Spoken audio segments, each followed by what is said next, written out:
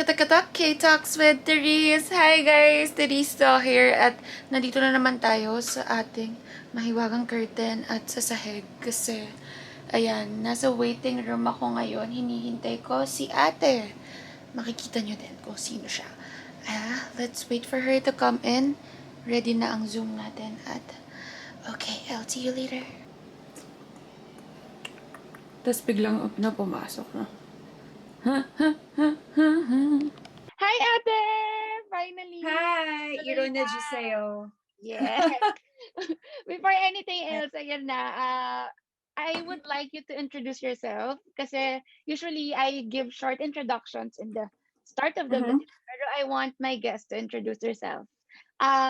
Sino nga ba yung nakikita ng mga tao sa YouTube na iRona TV? Oh my gosh. Bakit parang hindi ko alam paano introduce sa sarili ko.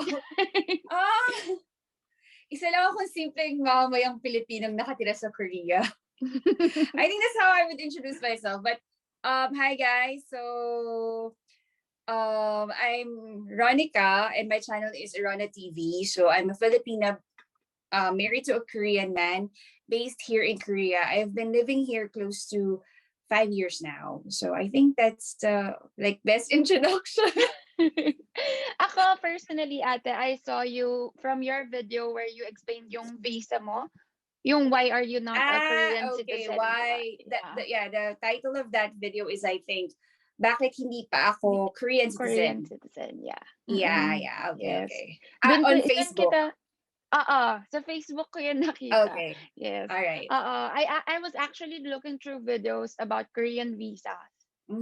Tapos, di ba yung algorithm din ng sa phone natin? Exactly. Yeah. So I was surprised as well. I mean, I'm not sure if that video, no, actually that's not the first video naman na parang nag-viral, meaning maraming views sa Facebook. But I was surprised na parang in terms of algorithm ni Facebook, ang dami niyang views considering the topic.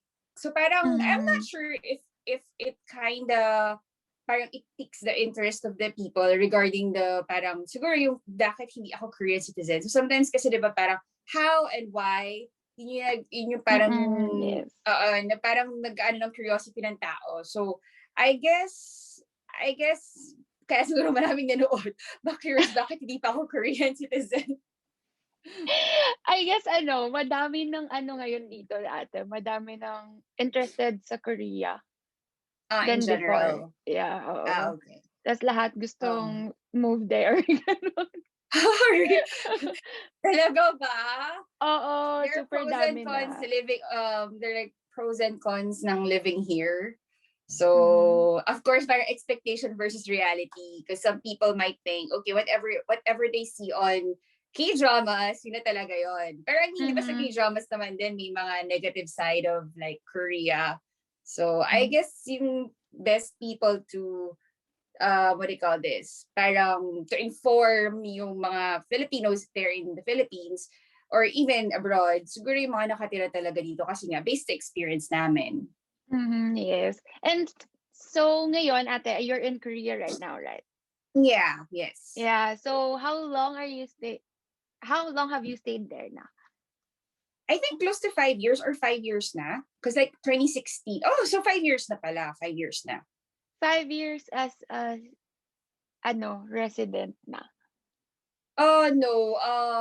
Di ba parang dun sa video ko why I'm not a Korean citizen. So I came here on a student visa.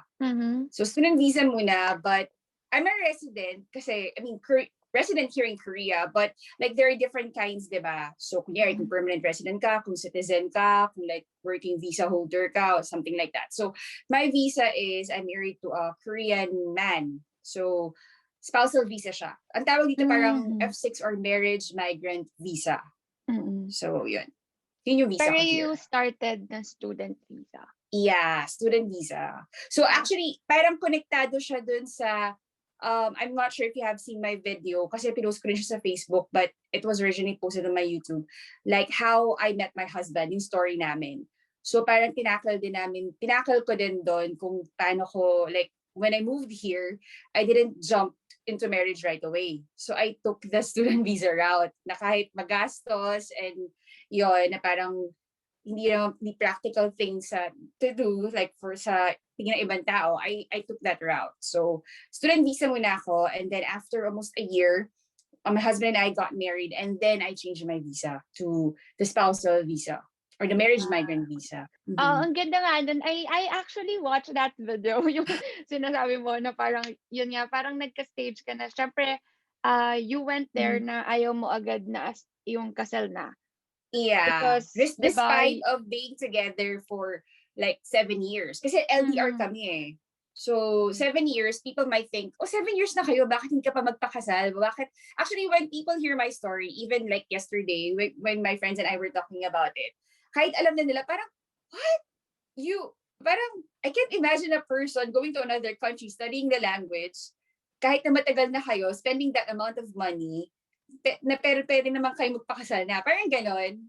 Para mas mabilis. Parang, ang wise nung move mo. Wise. Kasi na parang hindi ka pa you wanted to test the waters, diba? Yeah, exactly. That's what, yung test the waters, yung words mo na yan, yun yung exact words na ginamit ko din sa video ko. It's like, test the waters at the same time. Hindi naman ako, people might misinterpret this some people. I don't want to parang what do you call this? Parang I'm not saying this in a bad way. Na parang I'm not after the visa. Yeah. Kumbaga kasi parang actually the most practical thing to do that time parang is to get married, right? Kasi kumbaga tagal na namin together eh. But hindi naman sa dahil I'm doubting our relationship or I'm doubting him or he's doubting me. It's just that kasi geographically we haven't stayed in one place for like more than 6 months. So, iba na pag marriage, iba yung pag boyfriend-girlfriend lang kayo eh, di ba? So, like moving to another country, sobrang big milestone na yun sa life ng kahit sinong person. So, I researched and ano ba yung pwede kong way na magstay here legally na medyo productive naman. And I think like learning the language kasi parang doing masterals or PhD is not an option for me. Parang kumbaga parang nasa plan B and C siya. So plan A is to learn the language. So parang easier kasi in a way, easier than yung plan A. And mas magastos si B and C. Although you can get scholarships naman. Parang mas practical kasi sa plan A. And ano siya, faster siya in terms of the masterals and the PhD. Yes. Ang ganda ng ginawa mo kasi parang hindi ka din, you showed then your husband now na parang hindi ka umaasa sa kanya for the visa. Yeah. Ever since naman, I've been very independent.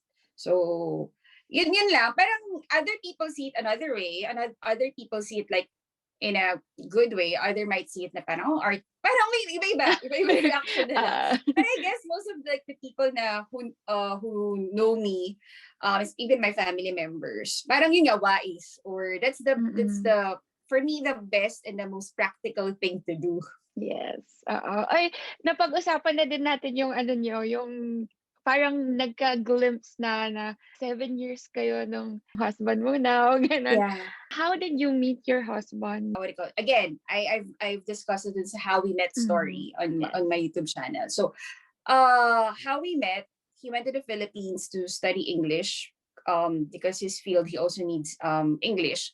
Tapos ako, I was naman teaching like English in an academy while waiting for the result of the board exams, the nursing board exams. So I took the nursing board exams in June, and usually it comes out like 2 months after. So I'm the type of person na hindi ako mapirmi sa bahay. So like I need to find like a part-time job or alam mo yung parang makaalis ka lang. I don't want to stay for like 2 months like sa bahay lang, di ba? So then, that time, medyo boom talaga yung English, what do you call it, mga academies, English academies owned by Koreans. So in my area, in Manila, sa city doon, marami talaga nag-usbungan, as in term na parang mushroom na nag-usbungan yung mga Korean academies. And I work in that academy for like start ng June. But my husband didn't study there until like November of 2008. I think 2008. So technically, nag-student ko lang naman din siya for 2 months. Like, November, he became my student. He was supposed to be assigned to another teacher, but then he ended up being my student. And then I taught him for, I think, 1 month lang ata. Almost 1 month because I resigned from that academy ng December. So parang sasabi nila, oh, parang student-teacher relationship. Parang Oo. forbidden relationship, forbidden love. But anyway, meron naman siyang girlfriend that time. So hindi naman kami couple pa noon nung nandun kami sa academy. So yung relationship namin nag-blossom parang after 6 months pa ata. He had a Korean girlfriend that time. I didn't have any boyfriend. But along the way, he told me, parang may crush daw siya sa akin noon. Something like that. Pero he's not my type. Kumbaga physically, he knows that. I'm not saying naman na, uy, ang ganda ko, na parang feelingera ako, whatever. Pero I mean, diba, as women, we have like a certain type. Yes. As for men naman, they have also parang certain like mga type, physically ganyan. So parang ako, hindi ko masyado bet yung mga actually Koreans. Hindi ako more on the chinito side. Kahit sa mga Filipinos, hindi ako more on the chinito side. So parang gusto ko mas more of mod, parang Western, or parang medyo defined yung mga features and stuff. So, wala rin ako masyadong interest in terms of Korean culture. To be honest, siguro napanood ko lang ata nun was like Boys Over Flowers. So, parang gets mo yun? Hindi naman ako like, kumbaga yung ngayon na term nila na oppa, na talagang they're looking for an oppa. Something like that. But yeah, then after that, I left the academy, and then we still stayed parang in touch. Tapos, sometimes the teachers would invite me pag meron sila mga dinners, tapos nami-meet ko rin dun siya occasionally. And then, I don't know, like after some time, he started texting me na. And it felt very weird. Like, it's very strange because I was working in the hospital that time as a nurse. And I would receive this text na, alam mo sa Philippines, di ba parang, kunyari, kumain ka na. Di ba, alam mo yung mga ganun. I'm not sure kasi, wait, Gen Z ka na ba? Gen Z? Hindi, millennial. Millennial. Okay, millennial pa naman din ako. So, pero feeling ko yung good morning, di ba yung mga ganun, or kumain ka na ng lunch, yung mga ganun, they're in English. So, parang weirdan ako. Bakit naman ako tinatext ng ganito and stuff like that? But anyway, fast forward, my birthday, hindi pala kami naging couple. Parang fast forward, September 4, tapos 2 weeks before that, we became a couple. So, nanligaw naman siya. Tapos, we became a couple a week before ng flight niya to Korea. So, I was like thinking, pagbalik ng Korea, ano na to? Wala na to, parang long distance. Nainip lang. Oo, kung maghiwalay-hiwalay, okay lang. Parang hindi pa ako ganun ka-invested in terms of my feelings. Kasi parang LDR is a very new like setup for me. Tapos Korean pa, di ba? Foreigner. So parang feeling ko, pagbalik niya doon, matatapos na rin. Hindi naman ako cry me a river ang peg if ever maghiwalay kami. But anyway, medyo ang kanyang helmet I made in Korea. Matibay, hindi pa siya nagising. He went back nung birthday ng mom ko. So November, like just 2 months after, almost less than 2 months ng going back to Korea. When he returned to Korea, less than 2 months, he visited again the Philippines for my mom's birthday. So like, oh, seryoso tong Koreanong to. Something like Grand that. gesture. So naging ganun, doon na atin nag-start yung namin, talagang pagiging couple namin. So we became a couple September, if I remember correctly, September 21. Kasi Marshall na yun September 21. Kung ko yung araw na yun, parang symbolic. September 21, 2009, we became a couple. And then, for a span of 7 years before I moved here sa Korea. So, yun siya. Ang tagal nun 7 years ate. Yeah. Yeah. Kahit sino makarinig doon, parang, what? 7 years? Parang, I feel sinasabi, we're two crazy people destined for each other. Parang ganon. Kaya nabigla din ako nung parang, yung sa video mo nga na in-explain mo na pumunta ka doon na, yun, testing the waters pa rin. Pero, 7 years na kayo LDR. Yeah, parang kaya weird lang. Kasi it's like a different experience talaga. Kasi kahit naman 7 years kayo as a couple, it's one thing na you're 7 years as a couple. It's another thing na LDR kayo na 7 years. Yes. So, di ba, parang hindi mo kasi siya makakompare sa couple na talagang 7 years straight na nasa isang country lang kayo or nasa isang city lang kayo. Yeah. As opposed to talagang separated kayo ng water, ng land, whatever, di ba? Kailangan pa talaga mag-travel to meet each other yon. So it's a different ball game kasi pag LDR So I think mga couples na experience yung LDR, they can attest to that. Mhm. Since nakwento mo na yung story niyo, Mhm. ate, and how you met, now that you're together, is it hard na, considering that he's a Korean, he's someone na Mhm. different talaga yung culture from us, Mhm. is it hard to be with another race, Another parang nationality, Yeah, something like that. nationality. Oh yeah. Oh, well, talagang magpa-play talaga ng factor yung cultural, I mean, talagang may weight yung cultural factor, yung cultural differences. But I think kasi in our case nga, because we've been, aside from the fact na nag-LDR kami, pero since we were in a relationship, like boyfriend-girlfriend for 7 years, I can see naman nakilala namin yung isa't isa. But it was different talaga when, nakastay na kami sa isang house and everything. But parang feeling ko naman, it's the same as like if you have a Filipino husband or a boy or Filipino boyfriend. It's just that of course talaga yung language barrier din. Kasi like I can speak Korean but not really fluent Korean. He can speak English but not really fluent English. Pero kasi sa house we just speak we talk to one another in English. We communicate in English. So kumbaga yun na yung namin, medium of communication sa bahay. So cultural differences, mag-a-adjust ka talaga because there are some cultural aspects na parang foreign for us, kind of new to us, or sometimes hindi acceptable for us, pero sa kanila acceptable, and the other way around. So one Mhm. would be Filipino time. I know you know that, right? Yeah.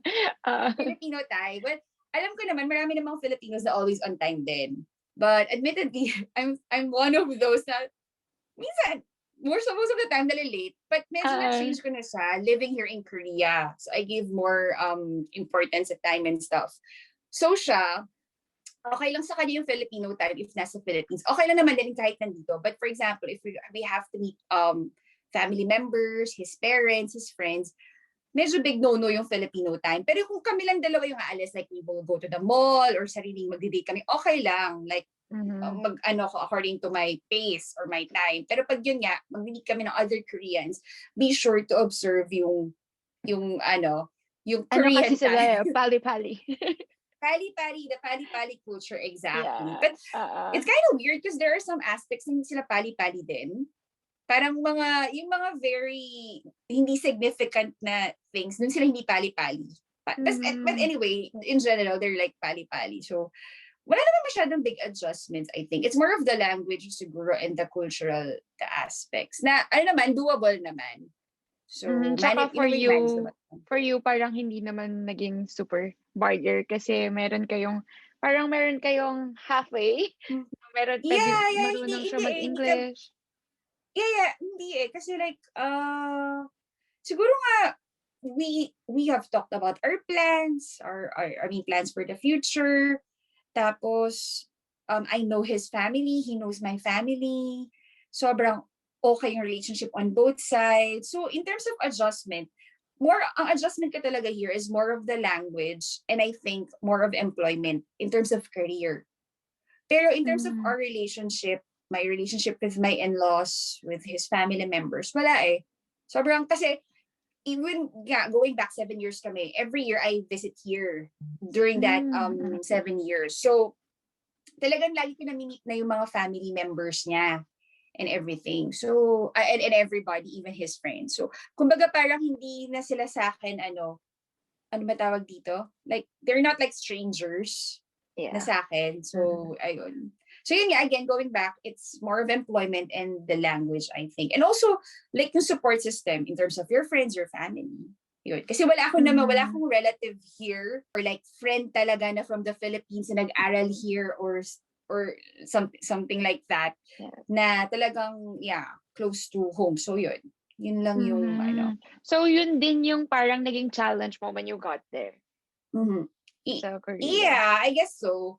Especially because the first 3 semesters kasi nag-aral ako ng Korean. So most of my friends are yung sa school and most of like they're foreigners and wala ring may Filipino ba? Parang wala akong naging kaklaseng Filipino Mhm. dun sa language classes ko.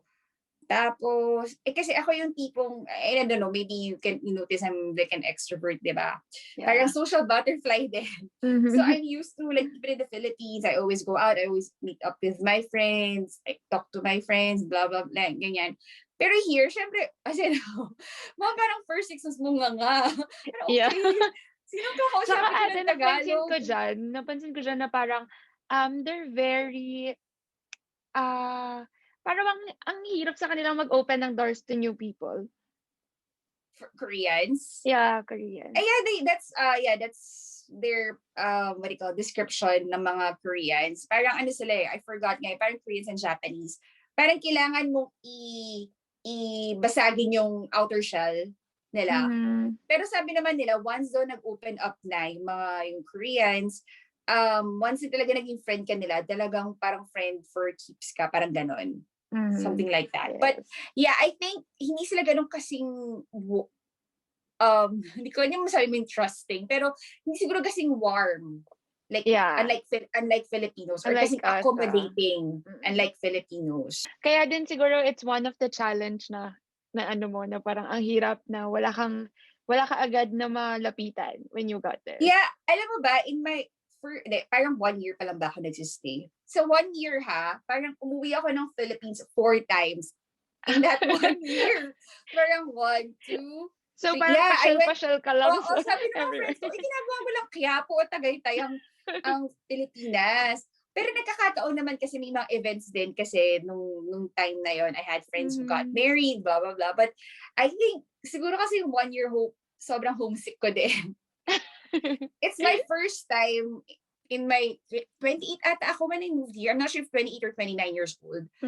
First time sa life ko na talagang, like, I left the Philippines. I left everything behind. Alam mo yung hindi lang siya travel sa Korea. Alam mo, you left everything behind. So, homesick is talaga, real. Pero now, ate, are you still, meron bang moments na parang, shocks, gusto ko umuwi sa Pilipinas? Yeah, especially because of the pandemic, I haven't been to the Philippines, or I haven't visited the Philippines for 1 year and 2 months. Yun na yung pinakamatagal kong hindi nakauwi sa Pilipinas. Kasi pre-COVID, usually parang mga every 6 months ako umuwi, or every 5 to 6, mga twice a year. Minimum, siguro twice a year. But now, weirdan nga ako Sabi ko, parang dahil kasi may pandemic, homesick ako, pero ano naman, parang nadagalan ko na hindi umuwi ng Pilipinas. Siguro kasi walang choice. Walang choice Dahil Yes, wala kang naka-lockdown, choice. diba? Pero, sobrang miss ko na yung family ko. There are times, especially pag mga big occasions, like Christmas, New Year, birthday, ganyan. Talagang uwing-uwi ako. So, especially the 2 big holidays, New Year and Christmas. Talagang, oh my gosh, gusto ko umuwi ng Pilipinas. And if I wanna eat Filipino food, iba rin pa rin kasi yung parang legit. Oo. Tsaka in the company of family and friends. Hindi lang naman yung kumakain ka Yung may mga kakwentuhan kang mga people, yun. Yeah. Pero yun, nasabi mo na yung mga naging challenges mo. Pero have you ever had a challenge na-challenge ka dahil Pilipino ka? Diyan sa Korea. I've had that questions before. Like, siguro, kung specifically, parang siguro like discrimination, mga ganon. Yes. Challenge as a Filipino. Feeling ko I cannot really say kasi marami naman dito sa Korea, di ba, na mga nag-masterals and mga nag-PhD, nakakuha naman sila ng job. Pero like related siguro sa sa degree nila. Kasi nga, nag-aral sila dito sa Korea. So in a way, may weight yon in getting a job. Siguro sa akin, hindi ko actually, minsan pag nire-recall ko kung naka-experience ba ako ng discrimination, hindi naman yung parang tipong talagang nilook down ako, I think. It's more of sometimes, siguro yung parang ini-ignore ka kasi nga hindi nila maintindihan yung Korean mo, or like hindi ka masyado ina-accommodate, or hindi ganun ka-warm. Hindi ka Something tulad like that. ng pag sa locals, no? Yeah. Or pag Westerners. Lalo na Yes. kunyari customer kayo sa isang store, they would cater first the Westerners before you. Parang ganun. Pero I'm trying to recall, pero siguro in terms of employment, ano naman, a lot of Filipinas can, what do you call this? I think a lot of Filipinas also experience this. Kasi usually, ang mga nakuha naming trabaho here, is teaching. So teaching English. For most Filipino women na married to Korean men na, let's say, ano ba? Kasi like for me, kasi pinagturo ka naman ng English, hindi ka naman kailangan fluent in Korean eh. It's not a requirement naman. So, kumbaga, yun medyo flexible kasi yung visa namin na academies can hire us or even sometimes school as long kasi because of our visa. So as long as you have the credentials. But yun, alam naman nila na grabe, strong yung competition. Kasi nga, ang kalaban mo, native speakers. So even the rates are different sa native speakers and sa, let's say, non-native speakers. Let's say, hindi lang naman Filipinos. Let's say, Indians, or let's say, other Asians, na, kasi hindi naman tayo native speakers, diba? The second language na natin yun. So the rate, salary-wise, magiging different talaga. So sometimes, you thought na, okay, I'm very qualified for the job. Pero, you don't get the job.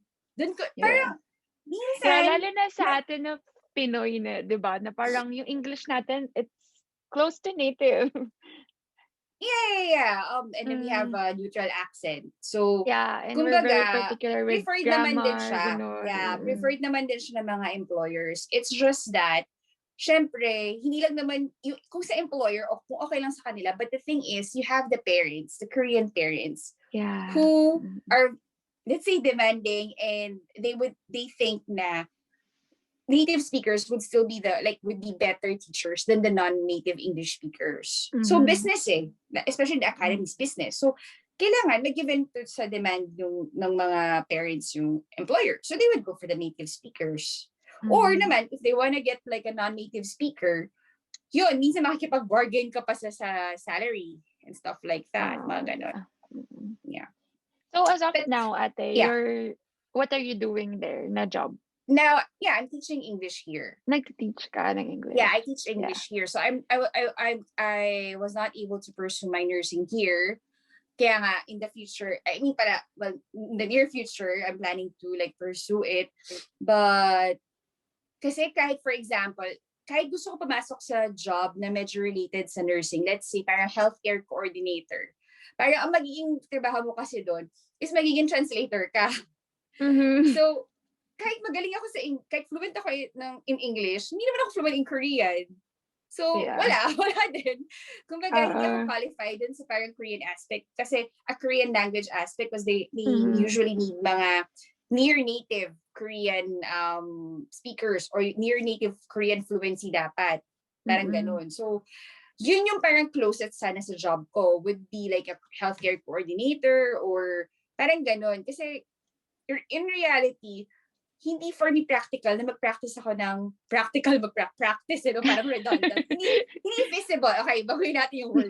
Hindi feasible na parang i-pursue ko yung nursing career ko here. And I also don't want to work here as a nurse. Kasi iba yung healthcare, yung working environment nila, iba yung healthcare setting nila dito. So I was able to compare because of course I work in the hospital, in a big hospital in the Philippines. And then when my mother-in-law was confined 2 years ago, so nakita ko how nurses work, paano yung working environment. Especially also, I visit the hospital, diba, every now and then for checkups and stuff. Iba talaga.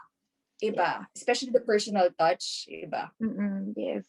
Very very relate ako kasi I'm a speech language pathologist here. Tapos I'm looking through opportunities not only in Korea, in other countries. Other, yeah. Yeah. And lagi kong naiisip na parang if I'm still gonna be a healthcare worker outside the country, I need to be a native speaker kung saan man ako pupuntang country. Yeah. I mean, ang pinaka lang talaga dyan, I think yung pinaka possible would be working in an English-speaking country, in a Western country. Mm-mm. So for us, for most healthcare workers in the Philippines, especially the nurses, ang go-to talaga nila kung Western countries would be Canada, UK, US, Australia. Australia, New Zealand. Yes. Iba pa yung syempre sa Middle East. But of course, if Mm-mm. yun nga, gusto mo talaga yung iba yung Western setting kasi na healthcare eh.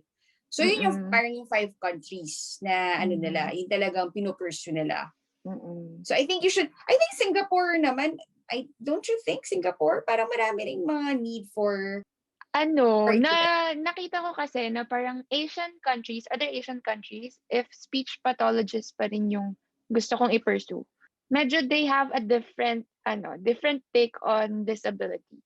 So, there are countries na parang, like there, yeah. I talked to one speech therapist there, tapos sabi niya parang masyadong outreach, or alam mo yon, yung masyadong puso na ang kailangan mo para maging speech therapist there. Yung hindi mo habol talaga yung salary kasi super siya. Okay. Oo. Parang kawang gawa. Oo, Sorry. kawang Parang gawa siya. katulad ng nursing sa Pilipinas, kumbaga passion mo talaga, kumbaga calling.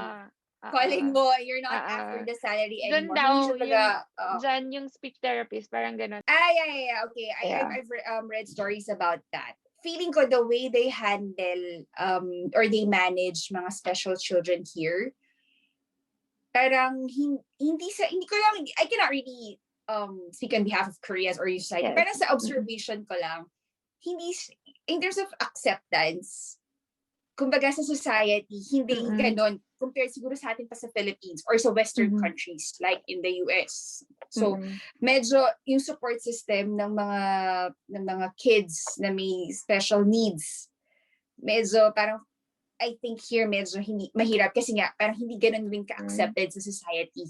Yes, kaya very kawang-gawa nga talaga yung job namin dyan. Parang more of like social worker, parang ganon. Yes. Kaya din hindi ko siya nung inisip ko na kung magko-Korea ako, hindi talaga pwede ang speech therapy. Maybe you can pursue parang higher education, let's say master's or PhD, and then you don't naman limit yourself lang na parang mag-work here, or you can venture out or explore other countries siguro. Yes. Actually, ate, kasi long-term plan ka talaga is to go outside of the country. But nung pag-graduate na ako ng college, doon ko naisip na parang kahit madaming opportunities sa Western country, I wanna stay in an Asian country. Kasi hindi pa rin lumalayo ayoko kasing masyadong malayo sa culture natin. Okay. And mostly yung mga Asian countries, parang madami pa rin similarities kahit madaming differences, madami pa rin similarities. So bagay. Yeah. Okay. So Mm-mm. Asian pala ang medyo target mo pa din. Asian pa rin. Sige, tingnan natin baka pwede ang Korea. Oo nga, baka nandun ako. Baka possible pa naman, malay natin. Yes. So, ayan, since napag-usapan na natin yung mga challenges mo and everything sa life mo dyan, meron ka bang mabibigay na parang good things na na-pick up mo sa Korea na gusto mong sana someday Filipinos would pick this up din? Ganun. Siguro number 1 talaga yung yung they give value sa time. Na kailangan ko i-apply ko talaga. Kailangan ko i-puso. Hindi, kasi parang yung time, yung concept ng time, tapos parang, tapos i-add mo pa yung pali-pali. Everything is like done in a very fast manner, in a quick manner. Kasi di ba sa atin sa Philippines, traffic, yes, talagang nagtitake up na siya ng buong araw mo when you want to do things. Meron kang listahan may mga tasks ka, di ba, sa list mo. Out of 10, isa lang magagawa mo siguro or 2 because of traffic. At the same time, when you have to go to a government agency or office, kunyari kukuha ka lang ng simple document, it will take you 1 week. Kailangan mo balikan. Here in Korea, 5 minutes. Yes. I mean, the usual kunyari yung mga copy lang ng family registry, the birth certificate or whatever, talagang less than 30 minutes. Hindi Yeah. ka na kailangan bumalik. You're not gonna waste your time. Even when you go to banks, kailangan mo ng bank certificate. Right there and there, makukuha mo. Kumbaga yung gano'n, yung concept ng yung time talaga, tsaka yung service, yung efficiency, yung gusto ko sana ma-improve Yes. Mhm. sa Philippines. Mhm. Kasi parang yung Philippines as a country, and yung Filipinos, dami nating potential eh. Kasi nasasayang. Sobra, Super. nasasayang talaga. Of course, there are a lot of factors naman. People Mhm. might say, bakit may compare ito sa Korea and yung Philippines? But I mean, yung concept lang ng time eh. 'Di ba? Bakit hindi natin kunyari yung mga documents, 'di ba? I-upgrade lang natin yung computerization and stuff. Magdagdag Yes. tayo ng manpower, maglagay tayo ng schedule. Kumbaga hindi naman siya ganun ka-technical na parang it's impossible, 'di ba, na ma-achieve natin kung ano yung parang service din. Kasi 'di ba we are known to be very hospitable. Yeah. In terms of service, top-notch din tayo. I don't think naman na we're not at par with the Koreans. Yung kumbaga pagiging hospitable nga natin, that's what sets us aside from the Koreans kasi mas warm tayo eh. Diba? Sa kapwa Filipinos or sa foreigners. So, yun yung number one talaga. Time and yung pali-pali culture. Sana ma-apply natin. Ano ba? Ayoko kasi baka mamaya, yung gusto kasi isa, parang it may sound too political. So, let's not, alam mo na baka mamaya. I don't know if, hindi naman too political, but I think there was a post before. It was kind of popular na there was an open letter ng Koreans sa Filipinos. Have you heard of that? Yeah. Nung time he na wanted nagka-cancel Korea, parang meron naglabas ng letter. something like that. But this was different. I think I was in the Philippines pa na parang okay. in the 1950s or 60s, like Koreans wanted to be like Filipinos. Kasi parang tayong second sa Asia, di ba? In terms of economy and stuff. Tapos parang umikat ang mundo. Bumaliktad. So parang sinasabi niya, ang Koreans are known to be very patriotic and nationalistic. Yes. So hindi lang talaga sa words nila love yung country nila. Sa actions din. So like, for example, yung bago nila na-build itong economy nila, itong country nila, di ba parang nung sobrang bagsak na economy nila, Koreans from abroad, from the US, they sold their gold para talagang parang change into cash and then contribute sa Korean economy. Tapos what they did was like, they exchanged their Korean nurses, pinapunta nila sa Germany para dun sa aid ng galing ng Germany. So parang sinasabi nila, when you love your country, it should be beyond words. Talagang kailangan into action. Kung ako din, tatanungin kung ano ba yung one thing na gusto kong makuha ng Pilipinos sa Koreans. It's their pagka-nationalistic nila. Kasi madami sa atin na, sabihin nila makabayan sila, ganun. I love the Philippines, stuff like that. But I mean, it's one thing that you love your country, but it's another thing that you do something for your country. Yeah, you're fighting for your love for your country. Kasi yun nga yung sa Koreans, they love their country and they also do things to show kung paano nila mahal yung country nila. Kumbaga sinasagawa nila yung sinasabi nila. Stuff like that. I mean, marami naman din sa atin sa Philippines. Marami rin ganun. Pero I hope more of collectively. Yes. Diba? Hindi pa isa-isa. Kasi kung magawa natin, feeling ko talaga, may potential talaga ang Philippines maging super nation. Super. As in super nation. With all our resources. Sayang lang talaga. Sayang. Kasi na-overtake na tayo ng other Southeast Asian nations like Vietnam, Thailand. Yeah. Kahit yung mga dating na-overtake natin, wala na. Well, yun lang sana. So time, yun lang. Yung love for our country. Ano pa ba? Pag may naisip ako, sige, sabihin ko pa. Yung mga na-observe ko kasi parang, I mean, sobrang love ko din ng Philippines. Kumbaga, meron ka ding aspect ng Philippines na incomparable sa nakikita ko dito sa Koreans na mas preferred ko tong way ng Filipinos over sa Koreans. Let's say education.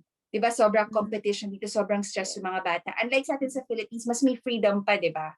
parang Mm-mm. medyo westernized kasi yung structure sa atin, yung style sa atin, di ba?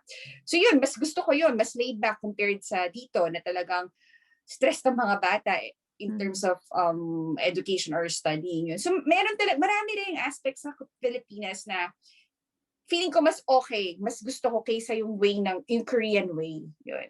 In a few years, masasabi mo ng Korean na Korean ka na. Hindi ko rin alam eh. Pero I don't really know. Parang hindi ko siya, ewan ko, parang hindi ko alam kung ma-identify yung sarili ko. Kasi, I mean, yun nga, hindi naman kami, for now, hindi kami titira dito long term. Kasi nga, we have plans to move abroad. So, pero tingin ko, kung titira din ako dito, I mean, kung nandito rin ako nakatira, I don't know, hindi ko pa masasabi kung if I can really identify myself as a Korean. Let's say, for example, I got the Korean citizenship. Para masabi ko bang Korean ako? Kasi parang, ma-assimilate talaga bang makakapasok ako sa, ma-penetrate ko yung Korean society. Parang ganon. Kasi foreigners often feel that na despite living here for a long time, despite having the citizenship or being a permanent resident, they don't feel that Koreans treat them as Koreans. Yeah. Kasi parang foreigners pa din in their eyes. I understand naman sa perspective ng mga Koreans why they think like that. Because even Korea, yung mga half-blooded, tama ba yung term ko? Yung for example, Korean American. Yeah, like that, Korean Americans. Even, ano ba, they feel na hindi sila pure Koreans sa eyes ng mga Koreans. Yeah. Kasi they were not born here. So, kumbaga parang feeling ng mga Koreans, half lang sila, hindi sila pure Koreans. Does that make sense? Parang ganon. Kasi diba very homogeneous ang Korean society. Yes. And siguro ano din yun, siguro part din ng pagka-nationalistic nila na tayo lang. Parang Japan. Parang ganun yung approach nila kasi. Parang lately lang sila nag-open to multicultural families, multicultural relationships. Kasi nga, mas modern na yung mga younger generations, mga millennial na Koreans, mga Gen Z na Koreans, mas accepting na sa foreigners. As opposed to the older generations. I would assume, ganun yung naging setup kasi. Pero ano ate, in fairness, kahit ganun yung thinking nila, and madami pang conservative na older generations dyan na parang Korean lang dapat yung makakatuluyan ng anak, ganun. In my case, I'm so blessed because my in-laws are not like that. And my husband's family, yung mga relatives niya, they're okay even if he married a Filipina or a foreigner. In other words, not a Korean. But I've heard stories, I've heard from other people, I've read stories na marami pa rin mga traditional na Koreans na they would really prefer to have a Korean daughter-in-law or a Korean son-in-law over to having a foreigner. I've seen yung videos mo na ang close mo ng in-laws mo. Yeah, especially my mother-in-law. My mother-in-law is the star of my channel. Hindi na nga iRona TV. Parang yung what TV na yung pangalan niya.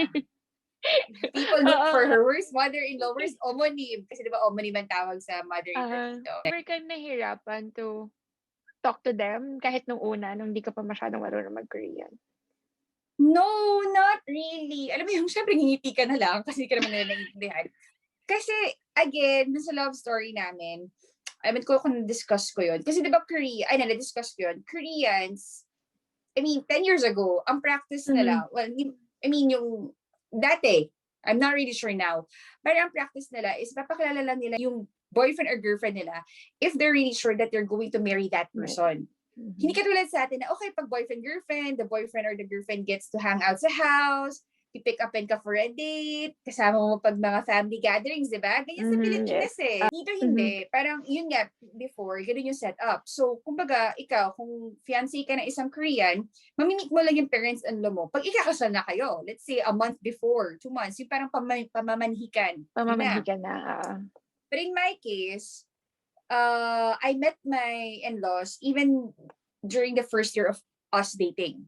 Wow. Which is kind of surprising, amazing. Ko alam ko anong adjective ang pwede na gamitin. Or kind of new for siguro sa other Koreans that time na parang, ba't in-introduce mo na?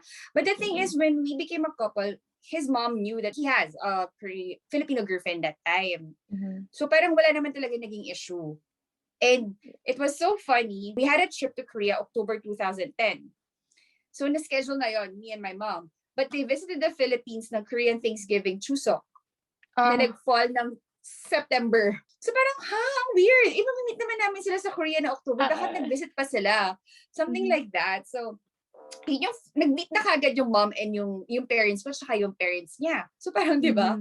Iba talaga yung setup namin from the very beginning. And every time I visit here, I visit their house. So I bring gifts and stuff like that. I really don't know how to speak Korean back then. So yung husband ko laging taga-translate. So in terms of communication, zero talaga. Nagkaroon lang kami talaga ng, yung nag-uusap na kami once I studied Korean na. Tapos nag-move na ako dito. So, you were wala lucky. talagang, I think so. I'm one of, hindi ko naman sabing I'm one of the few. Marami ding mga, dito, mga, let's say na lang Filipinas married to Koreans na, they're also blessed and lucky na mababait yung in-laws nila and very accepting. Siguro, parang nangyari lang siguro sa akin, aside from being blessed and lucky, parang unique kasi lalo na yung mother-in-law ko, very game siya sa mga videos ko. So they find it like a breath of fresh air na very spunky, cool, parang ganon. Add pa to the fact na yun nga, they love me as their own daughter. So, yun, walang animosity, walang awkwardness sa amin ever since. Kasi since 2009, kilala ko na sila, kilala nila ako. So, okay na. Okay na. Alam na nila ugali ko. But the funny thing was, actually, yung story, kasi diba ang lola, if you seen sa dramas, diba ang lola may say sa mga decisions. So when my husband told his grandmother that he has a Filipino girlfriend, si Lola, si Halwood, ang unang sinabi sa kanya, can I see her picture? Hindi ko alam kung offend ako noon. But anyway, nakita naman yung picture ko. Approve naman kay Halmony. Stuff like that. So, hindi naman siya parang racist that time. It's just that kasi nung time na yun, parang meron siyang neighbor na foreigner yung wife, and the foreigner wife ran off. Parang iniwan na lang yung husband and stuff. So parang siguro may ganun siyang worry kasi nga foreigner, stuff like that. But ang cute ni Harmony. Anyway. Nakita ko din yung video. May video pa na. Cute nila, no? May times ba na ate, napapatagalog ka na lang sa kanila? Wala actually. More of English nga eh. Kasi pag hindi ka talaga alam paano sabihin in Korean, sa husband ko pa, minsan napapatagalog ako. Parang yung expressions, parang unconsciously nasasabi ko. Or sometimes siguro when we fight, I speak in Tagalog and then he would use Korean. So parang less hurtful. Kasi hindi yung sinasabi ko and stuff like that. Wala. Talagang kung sa kanila, Korean lang. Sa husband ko, Korean, English, ganun lang. Oh, ate, wait lang. Ang dami na natin na pag-usapan. Sige, go lang. Magtanong ka lang. Siyempre ngayon, dito sa Philippines, ewan ko bakit bigla na lang boom yung, wow, ang daming gustong pumunta sa Korea. Ano yung advice mo if someone wants to move to Korea? Okay, someone wants to move to Korea. First is, of course, you have to know anong purpose of moving here. Kasi kung studying, it's either short-term or long-term, di ba? May tendency na after getting your degree, or getting your, minsan undergrad, or let's say master's, PhD, babalik ka sa Philippines, or you would move to another country. So, of course, know your purpose. Ano bang purpose mo na punta dito? For some, pag talagang long-term ka mag-stay dito, it's because you're gonna get married to a Korean man or to a Korean woman. So, ang number one talaga is to learn the language. Yun talaga important eh. In any country naman eh. I don't think lang naman sa Korea. Advantage sa atin na nag-English tayo. So, it can be our advantage na we speak English kasi also in Seoul, talagang marami namang well-versed sa English. And even the signages are in English and stuff. But, I mean, kahit sabihin natin na hindi ka long-term dito titira, survival Korean. Important pa rin siya. Kasi communication is speaking talaga eh, di ba? So, kailangan mo talaga ng Korean. Second is, of course, know the culture. Especially if you're going to get married to a Korean national, kailangan may adjustment yan eh. Hindi naman pwedeng ano mo sa kanya, ipilit mo yung Filipino way. Let's say Filipino way at ipipilit niya sa yung Korean way. You always have to meet halfway. Yes. Diba? So no, kumbaga wag ka sasabak sa gera nang hindi mo alam yung kalaban mo, na wala kang dalang weapon. Diba? So know yung culture talaga nila. Kasi sometimes, if hindi mo inaaral yung culture, you'll get misinterpreted. And it can cause conflict sa spouse mo or sa family members. Ano pa ba? Ano pa ba mga ano ko? Siguro set realistic expectations and goals. Kasi siguro kasi pag sa mga dramas, ang ganda ng Korea, ang ganda ng buhay ng Korea. Pero in reality, mas mahal ang cost of living here. Diba? Kumbaga, baka possibly also yung job mo sa Philippines, you cannot pursue it here. So baka pwedeng ma-disappoint ka and stuff like that. Yung lifestyle mo sa Philippines, hindi mo madala dito or you have to change it. So set realistic expectations. And then at the same time, kung may goal ka, you have to make sure na you will also make plans to attain that goal. Yun lang naman ang naiisip ko ngayon. Kasi kumbaga yung mga napapanood yun naman sa drama, reflection naman talaga siya ng Korean society, pero hindi siya yung whole picture of Korea. And I know naman, a lot of viewers naman also know that, na syempre minsan yung sa mga dramas, kumbaga meron siyang aspect of for cinematic purposes, di ba? For viewership. Parang pinabulaklak. Oo. So minsan kahit kunyari, ito ganito ba talaga ang Korean men? Sobrang romantic. Parang kasi natatawa ko minsan, pahanap naman po ng oppa. Parang it's simple na parang having an oppa as your boyfriend. Pero it's another thing na you'll get into relationships sa oppa or sa nuna. Yun, set realistic expectations and goals. Yun, kasi kumbaga, know that if you're going to live here in Korea, marami talagang adjustments. Ang feeling ko nga, parang mas maraming adjustment ng Filipino living in Korea as opposed to Korean living to the Philippines eh. Yes, kasi very super. hospitable tayo eh. Ang mga Koreans, even if they don't know Tagalog, mabubuhay sila sa Philippines just by speaking English, di ba? Or sometimes even Korean, kasi yung mga Filipinos marunong mag-Korean. Di ba? So, malaki talagang adjustment. Kung Korea yung country na kina-consider, malaki talagang adjustment siya. Dapat kayo, may plan A, plan B, plan C. Wag lang kayong may plan A. Kunyari, getting married to a Korean. I'm gonna get married to a Korean. Bahala na lahat yung husband ko. Siya na bahala sa lahat. Lahat ng gastos, lahat ng whatever. Or, paano kung hindi according to your plan, hindi pala ganun yung path, di ba, yung nangyari. Wala kang plan B.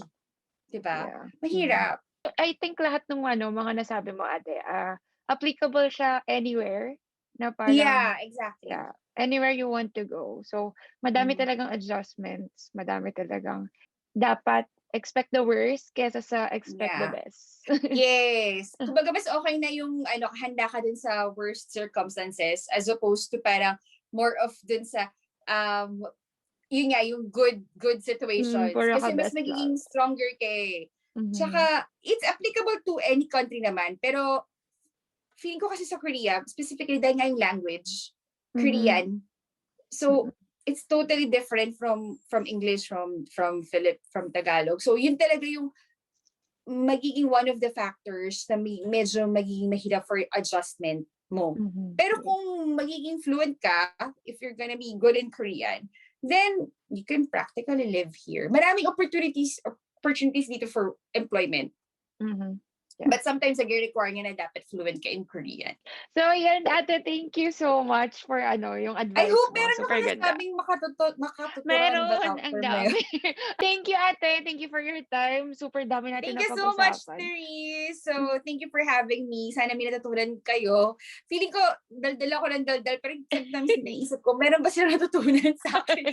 Sobrang dami ko sinasabi minsan kasi, parang nawawala na yung sa flow. Pero, hopefully, they get to learn some points, especially sa mga mag-identify or nakaka-identify sa akin as as Filipino women, or let's say Filipino men married to a Korean national, how we live our life, or how I live my life here as someone who is married to a Korean. So yung mga cultural aspects and stuff.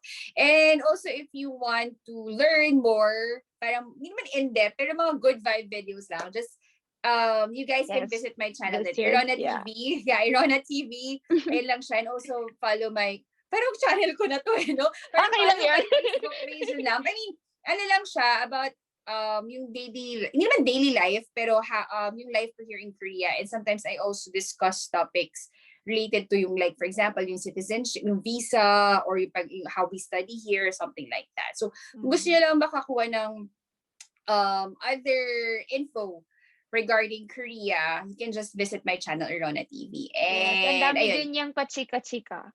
Pag saan Ay, yes. yun, Nakita ko talaga yun yung ako, may guys. Friday Sorry. sessions ka, may Saturday. Ewan ko nga. Random lang yun. But thank you so much, Therese, for having me. I hope na medyo meron naman akong na-share nga. And sobrang enjoy nung ating kwentuhan. Kasi talagang parang nagkukwentuhan lang tayo. So, hopefully soon we can see each other. Yeah, dito man, hopefully if you or get to visit here, nandito pa Yeah. ako. And we can go somewhere. Puro tayo hopefully, no? Let's just be hopeful. Hopefully, in the future, after this pandemic, everything is put on hold talaga because of the pandemic. Parang everything has been uncertain. But yun na lang kailangan natin gawin to hope. Diba? To hope, yeah. Hope and Or else pray nothing that will one happen. day the world will go back to normal. And again, hopefully you guys can visit Korea. Kasi alam ko, ang dami na talagang eager to visit Korea. Sige, thank you, Ate. Thank you. Bye.